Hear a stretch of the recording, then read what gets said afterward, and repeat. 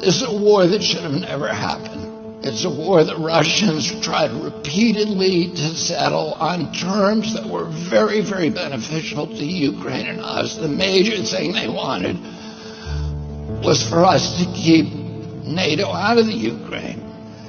The big military contractors want to add new countries to NATO all the time. Why?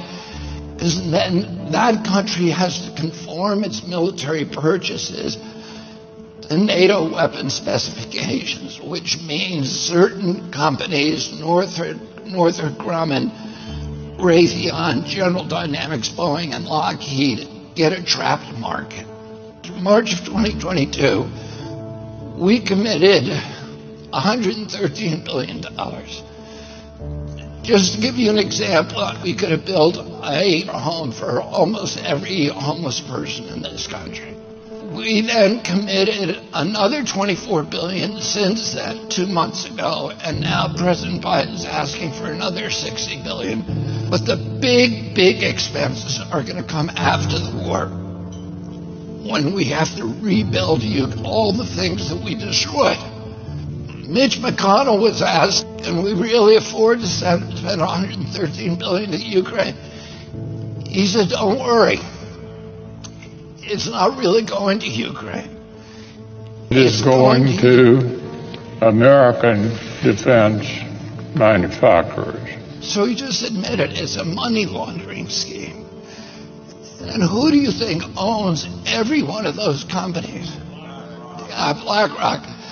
So Tim Scott, during the Republican debate, said, don't worry, it's not a gift to Ukraine, it's a loan.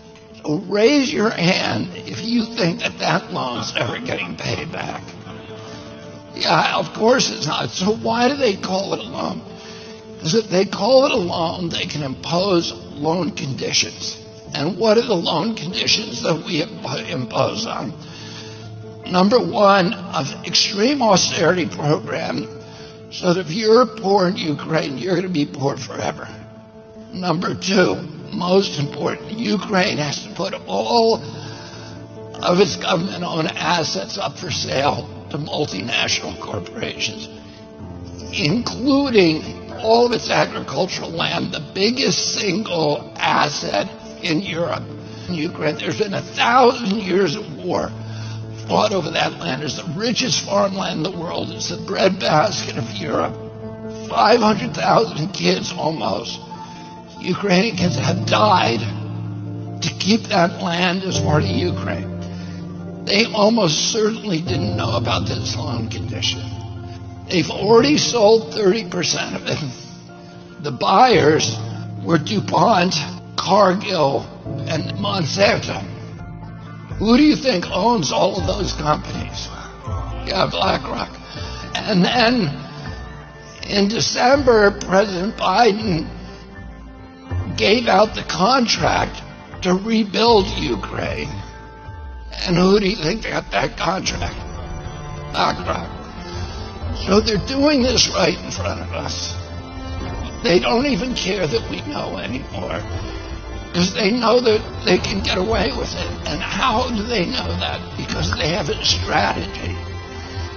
And that strategy is an old strategy, which is they keep us at war with each other. They keep us hating on each other.